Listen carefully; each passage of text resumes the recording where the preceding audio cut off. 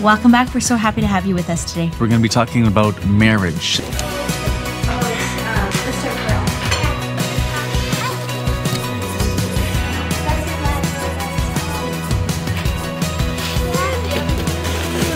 So thanks for joining us on this journey. And Janelle reminded me maybe we should talk about our marriage before we talk about marriage as in general. Well, I just thought it might be helpful to know that we've been married for almost 16 years, and we have 8 children now. Yeah. And I have a question for you. Do you feel like you always thought you were called to marriage?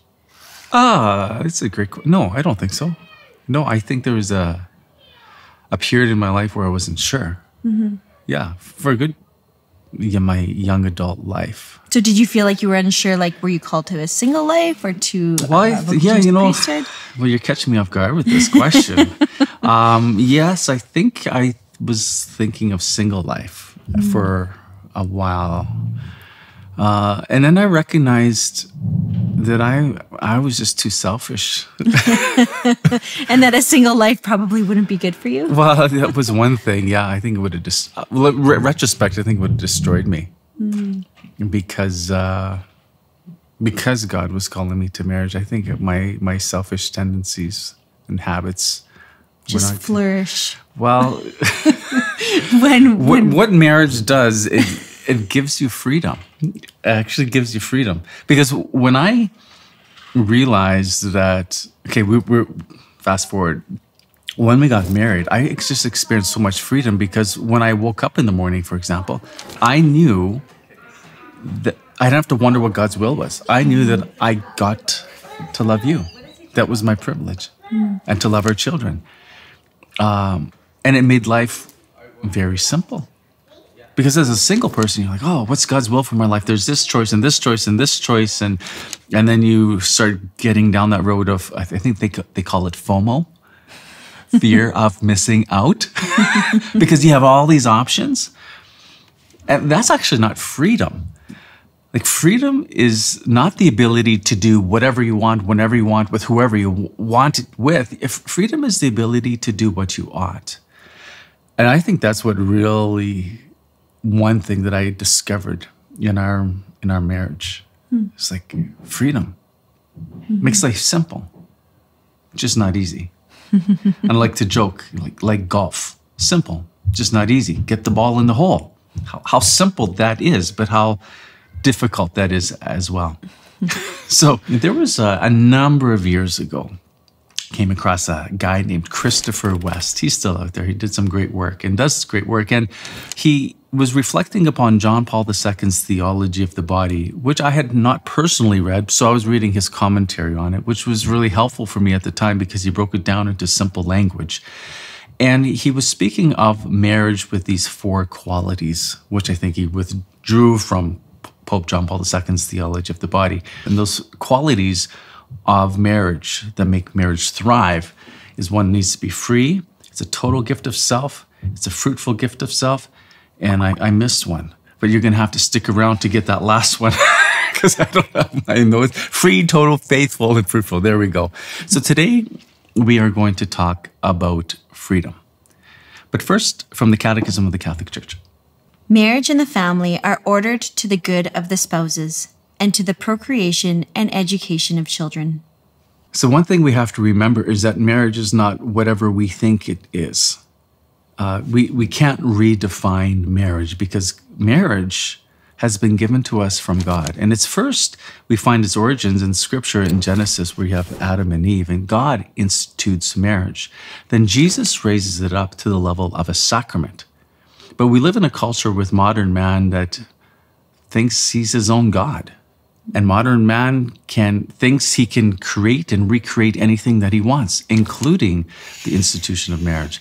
But marriage cannot be redefined. It's like trying to redefine what a circle is. You can't redefine that or redefine what a square is. A square is going to always have equal sides. It's always going to have right angles at the corner. You can't decide, oh, a square is something else. And so from our Catholic perspective, marriage is given to us from God. And from the Catechism of the Catholic Church, it's ordered to the good of the spouses. So it's ordered to our good. And it's ordered also for the procreation and education of children. So like Ken mentioned, there's these 4 pillars. And if you can just imagine a chair with 4 legs, if you were to remove one of those legs, the chair would be unbalanced. It would probably fall over. The person sitting in it would get hurt.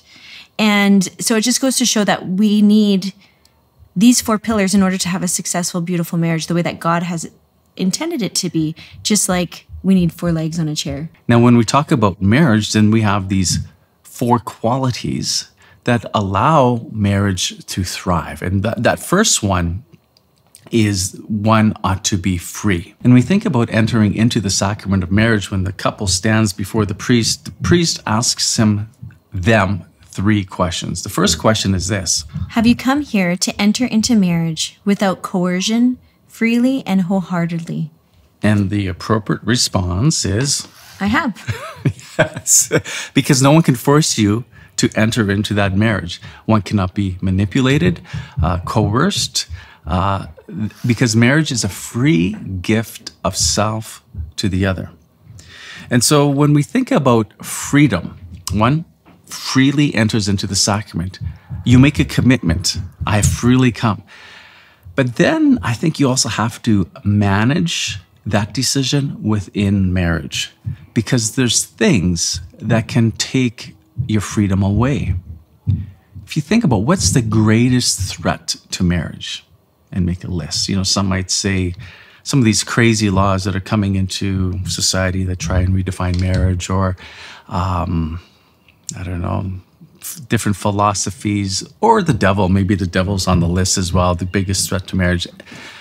It's not. There's the biggest threat to marriage is sin. Because what sin does, it causes us to be a slave to our passions. And when you are a slave, you're actually not free. So when I think about freedom in marriage, there's another aspect that I don't know if I've ever heard somebody talk about. But I have a duty to be free from my disordered desires and passions out of love for Janelle. Because she deserves me. She deserves my love. And so how can I give myself over to Janelle through my service, through physical intimacy, through just sacrifice, if I'm a slave to selfishness, to my passions? So it's an act of justice as well for me to work at being free from sin for the sake of loving Janelle. And how do we do that?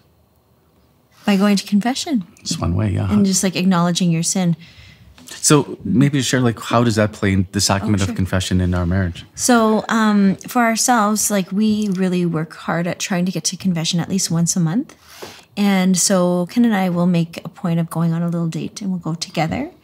And we go to our cathedral here, go to adoration, confession, and then we have a little supper date. Yeah. So it's a nice time. And we do that once a month.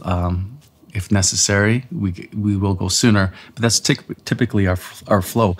So as Ken was talking about, it's an act of justice, and because we love the other, that we should work on becoming free from, being enslaved by sin. And I think that's a really good point, because sometimes thinking I should do this for my own personal holiness, sometimes it's harder to do things for ourselves. I don't know why, but if you think of offering up a sacrifice or trying to make yourself better for another, I don't know why. Sometimes that seems a little bit easier. And here we get to the phrase free from something to be free for something. Very important distinction. I'm thinking of this historical account where Pope John Paul II comes to the United States, and he's greeted by President Reagan at the time. And President Reagan says to John Paul II, "Welcome to the land of the free." And John Paul II says, "Yes, free, but free for what?" And that's a great point. Freedom for the sake of freedom in itself is not the true godly freedom that we're talking about. Freedom is the ability not to do what you want, but freedom is the ability to do what you ought. And so that's a really key point here. John Paul II from Love and Responsibility. Freedom exists for the sake of love. If freedom is not used, is not taken advantage of by love, it becomes a negative thing and gives human beings a feeling of emptiness and unfulfillment. Love commits freedom and imbues it with that to which the will is naturally attracted: goodness. Man longs for love more than for freedom. Freedom is the means, and love the end. So we don't seek freedom for the sake of freedom, even in our political systems. Like we speak for freedom. Well, freedom from what? From tyranny. Okay, from that, but for what? And it's for that we love. This is really the end of what we are created for. I think of also our freedoms can be taken away, but freedoms for something can remain intact. Now, stay with me here. The point will be clear. A man by the name of Viktor Frankl, he is a Holocaust survivor, and he wrote a book called A Man's Search for Meaning. And this is what he said, and pay attention to our connection here between freedom from something and freedom for something. We who lived in concentration camps can remember the men who walked through the huts comforting others, giving away their last piece of bread. They may have been few in number, but they offer sufficient proof that everything can be taken from a man but one thing, the last of the human freedoms: to choose one's attitude in any given set of circumstances, to choose one's own way. So in our external circumstances, things can be taken away from us, but it's the internal, the freedom for. So in marriage, what are we to be free for? We're to be free for love, to gift ourselves to the other. And what destroys that? Sin. Sin destroys that. So with that, I think we're done. Sure. Yeah. Share with us below what stood out to you and why, and we'll see you soon.